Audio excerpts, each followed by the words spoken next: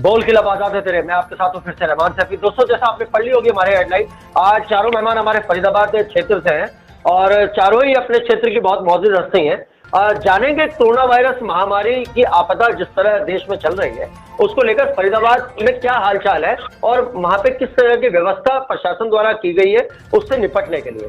तो सबसे पहले यहाँ पर आप हमारी स्क्रीन पर देख रहे हैं कि हाजी शेर मोहम्मद साहब है, एक बहुत बड़े समाज सेवी हैं। डॉक्टर यासीन साहब है, माशाल्लाह एक बहुत अच्छे डॉक्टर हैं फरीदाबाद के। शमीम प्रधान जी है जो एक पेशे समाज सेवी हैं और समाज के लिए हमेशा कार्य करते थे। चौथे फहीमुद्दीन साहब है जो सामाजिक कार्यकर्ता भी है और साथ साथ ही समाज की अपने सैफी समाज की सेवा के लिए हमेशा तत्पर रहते हैं। तो बात करेंगे सबसे पहले यहाँ पर शमीम प्रधान जी से। प्रधान जी, सबसे पहले जानना चाहेंगे आपसे, जिस तरह से फरीदाबाद बड़खल झील को रेड जोन घोषित किया गया है, कितने पेशेंटों की अभी तक गिनती हुई है वहां से?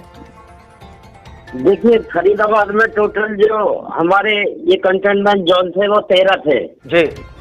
उनमें से एक अब जो है खुल गया है सेक्टर 3 का। अभी 12 कंटेनमेंट जोन रह गए हैं जिसमें हमारा बड़खल भी आता है जी।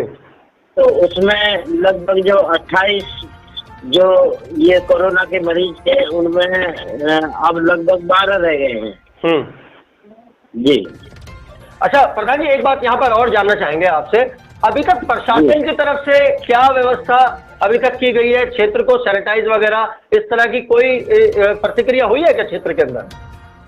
रहमान साहब, जैसा कि आप कह रहे हैं कि प्रशासन की तरफ से, तो यहाँ फरीदाबाद में कोई पुख्ता इंतजाम नहीं है सैनिटाइजर वगैरह या और किसी तरह के, कोई ऐसा कुछ नहीं है। अपने लेवल पर जो समाज से ही सैनिटाइजर करा रहे हैं वही काम हो पा रहा है।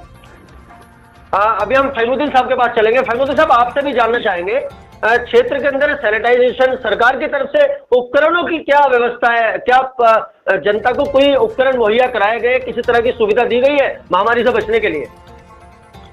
अस्सलाम वालेकुम, मैं फहीमुद्दीन सैफी, सेक्टर 48 फरीदाबाद। हमारे यहाँ तो प्रशासन का ठीक काम हो रहा है और सैनिटाइजर का काम जो है वो अपने गवर्नमेंट करा रही है, तो किसी चीज की कोई ऐसी परेशानी नहीं है। हमारे यहाँ भी एक मरीज था लेकिन वो भी नेगेटिव आ गए हैं, तो उसके आने के बाद में थोड़ी हलचल हो गई थी सेक्टर में, लेकिन अभी हालात सामान्य हैं। और लॉकडाउन के लिए मैं आपसे, अगर टाइम हो तो मैं आपसे दो ही बात कहना चाहूंगा। कल भी आपने हमसे संपर्क किया था, हम चाहते हैं लॉकडाउन के लिए जो आपने एक पूरी खबर लिखी है, हम चाहते हैं वो आप हमारे चैनल पर शाया करें जो जनता तक वो पहुंच सके। बताइए। रमजान मुबारक का बरकत महीना शुरू हो चुका है जी बिल्कुल, और लॉकडाउन के चलते तमाम मुसलमान भाइयों से मेरी अपील है कि घरों में रहकर तमाम इबादत करें और मुल्क में फैली हुई इस महामारी के खात्मे को, देश की खुशहाली और तरक्की के लिए अल्लाह से दुआ करें। अपने घरों में ही 5 वक्त की नमाज और तरावी अदा करें। पिछले दिनों राष्ट्र के नाम अपने संदेश में माननीय प्रधानमंत्री जी ने जो देश को संचित करते हुए स्पष्ट शब्दों में कहा था कि कोरोना को फैलने से रोकना है तो इसके संक्रमण की चेन को तोड़ना ही होगा। जी जी बिल्कुल। कोरोना से बचने के अलावा इसका और कोई तरीका नहीं है। मेहरबानी करके लॉकडाउन में सरकार के निर्देशों का पालन करें जिससे समाज में शांति और अमन कायम रहे। बहुत बढ़िया। अभी हमारा जो ये महीना बरकत का महीना अल्लाह ने कल से हमें दिया है, इसमें हमें जो भी ज़कात है, सदका है, खैरात है, अपने आसपास अपने मोहल्ले में इसको जितना ज्यादा से ज्यादा ज़कात का पैसा हो वो सबको टाइम से पहले उनको पहुंचा दें और ऐसे दें कि एक हाथ से दें और दूसरे हाथ को पता ना लगे, बिल्कुल, ताकि सामने वाले आदमी को ये तकलीफ ना हो कि मैं आज इस मकाम पर खड़ा हूँ।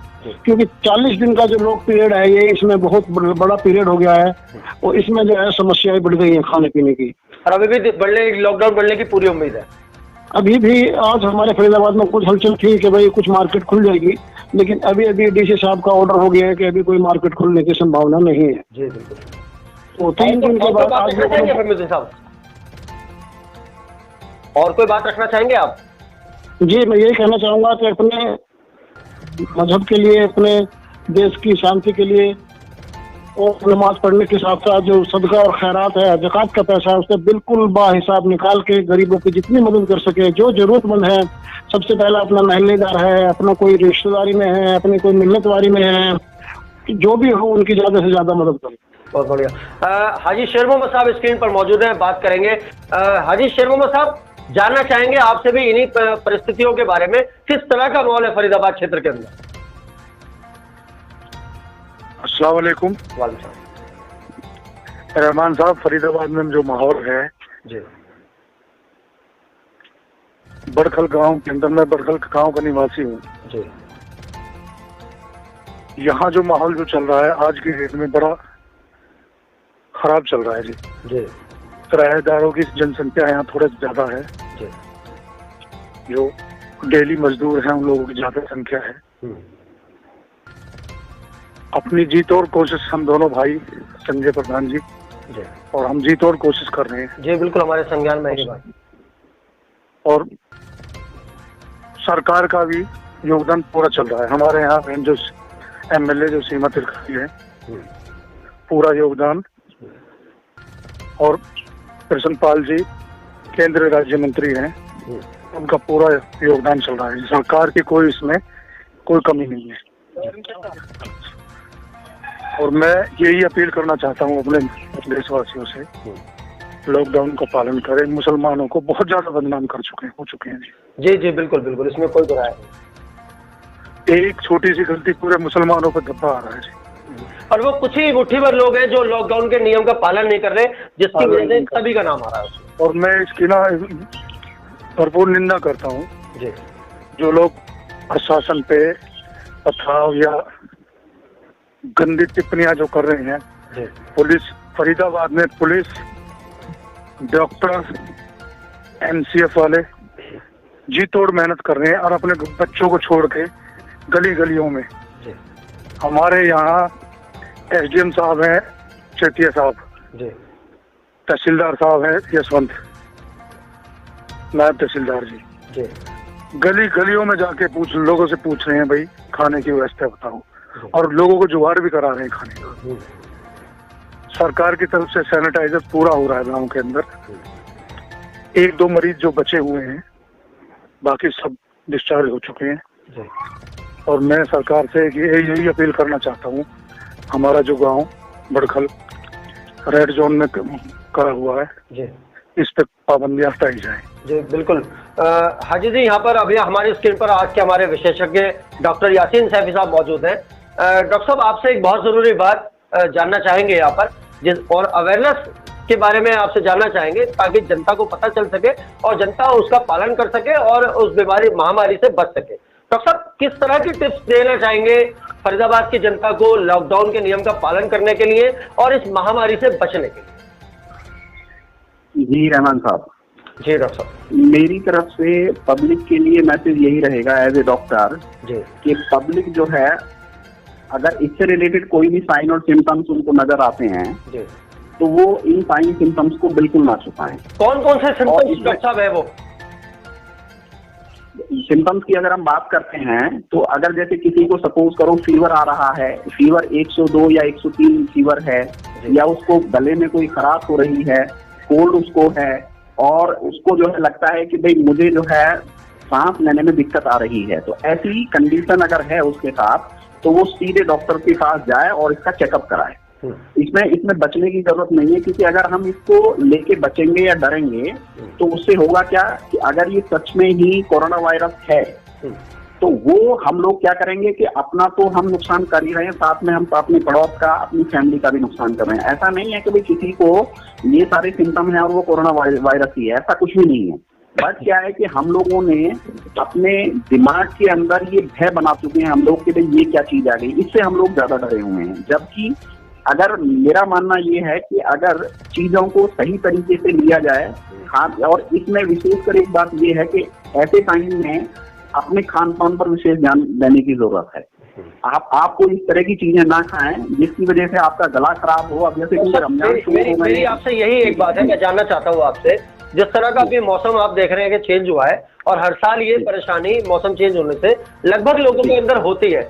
लोग इस चढ़ते हुए मौसम में ठंडा पानी भी पीते हैं फ्रिज का, और पकौड़े, जिस तरह से अभी रमजान शुरू हो गए हैं, आज से हर घर के अंदर तली हुई चीजें ज्यादातर बनेंगी, ऑयली चीजें बनेंगी, ऑयली चीजें खाते हैं और आम दिनों में भी खाते हैं, लेकिन इन दिनों में ज्यादा। अगर ये सब मामला उनके साथ हो तो क्या उनको किस तरह से उसको हैंडल करना चाहिए? देखिए, जहां तक ऑयली और स्पाइसी चीजों की बात है तो मेरा मानना ये है कि ऑयली अगर चीजें खानी है तो वो कम से कम मात्रा में खाएं और उनसे बचने की कोशिश करें। और ठंडी चीजों की अगर बात हम करते हैं तो जैसे हम लोग क्या है कि आज की डेट में क्या रमजान की शुरू हो गए हैं, रात को हम लोग जब रमजान अफ्तार का वक्त होता है तो हम लोग जो है मीठी जो सिकंजी वगैरह बना लेते हैं, पानी का शरबत बना लेते हैं, दूध ठंडा पीते हैं। तो मेरा मानना ये है कि उसको बहुत ज्यादा ठंडी मात्रा में ना पिए, उसको नॉर्मल मात्रा में करके पिए, उससे आप बचे रहेंगे, आपका गला बिल्कुल ठीक रहेगा। और कोशिश ये करें अपने खाने में विटामिन सी की मात्राओं का और प्रोटीन की मात्राओं का ज्यादा ध्यान रखें। और विटामिन सी हमें कहाँ से मिलता है? विटामिन सी हमें नींबू से मिलेगा, और विटामिन सी हमें जो है वो संतरे से मिलेगा, और प्रोटीन्स वगैरह जो है वो हमारी दालें हैं सब दालों से मिलेगा। ये सारी चीजें हम ध्यान रखें और एक टाइम में ज्यादा ना खाएं। जी जी बिल्कुल। थोड़ा थोड़ा, अब क्योंकि रमजान है, रमजान में तो नेचुरल की बात है कि भाई सुबह में जो है आदमी जो है शहरी करेगा, उसके बाद में फिर जो है अफ्तार करेगा, तो पूरा दिन जो है उसका ऐसे ही जाएगा कि वो कुछ खाएगा नहीं। कोशिश ये करें। दोबारा आएंगे आपके पास, एक बार हम शमीम प्रधान जी के बाद दोबारा चलेंगे। प्रधान जी, एक हमारा प्रोग्राम आखिरी चरण है प्रोग्राम का, एक सवाल आपसे जरूर पूछेंगे। जिस तरह से काफी कुछ ऐसे भी लोग हैं फरीदाबाद में जहाँ तक खाना मुहैया नहीं करवा पा रहा प्रशासन, तो क्या सैफी समाज के बारे में हमारा ये सवाल है कि वहाँ का सैफी समाज किस तरह से एक्टिव है और किस तरह की भूमिका निभा रहा है ऐसे लोगों तक खाना या और उपलब्धि पहुंचाने के लिए?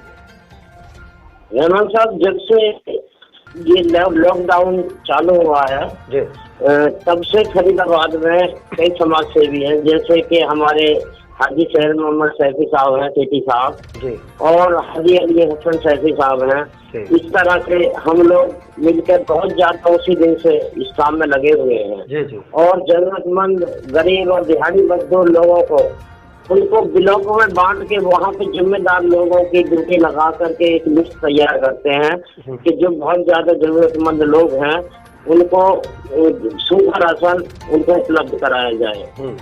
तो बहुत ज्यादा काम इस पे ही हो रहा कि राशन मुहैया कराने के लिए हम लोग सुबह से लेकर शाम तक यही लिस्ट बना के उनके घरों तक खाना पहुंचा पाते हैं। और बहुत सारे फरीदाबाद में दिहाड़ी मजदूर, गरीब, जरूरतमंद लोग हैं, ठेली वाले, रखे वाले, जिनको सरकार से बहुत ज्यादा नहीं सहायता मिल पा रही है। जी जी बिल्कुल। जैसे कि हालांकि काम कर रहे हैं बहुत सारे समाज सेवी हैं जो खाने के पैकेट पहुंचाते हैं लोगों को, और भी, लेकिन हमारा जो समाज है, हमारे जो सैफी बिरादरी के लोग जिस काम में लगे हुए हैं, वो बिना किसी जाति धर्म को देखते हुए एक इंसानियत की खातिर प्रॉफेट मोहम्मद साहब को फॉलो करते हुए जाति धर्म से ऊपर उठ के सुबह से शाम तक इसी काम में लगे हुए हैं। बिल्कुल बिल्कुल, और बिल्कुल सही जानकारी दी। फहीमुद्दीन साहब के पास चलेंगे। फहीमुद्दीन साहब, आपसे भी जानना चाहेंगे आपके सेक्टर में ऐसे लोगों के लिए किन सुविधाओं का प्रावधान अभी किया गया है? सभी ये जो सब काम चल रहा है, ये सबके मिलजुल के ही काम हो रहा है। जी, साहब कर रहे हैं, इनका जो गांव से जो लिंक जुड़ा हुआ है उसमें जितनी भी इनकी जरूरतमंदी है, सुबह से शाम तक, चाहे वो 20 आदमी हो, 50 आदमी हो, 100 आदमी हो, रोज जो काम हो रहा है ये वो सब एक इस तरफ ही काम हो रहा है सारा। जी जी जी। हाजी शेर मोहम्मद साहब के पास चलेंगे एक बार।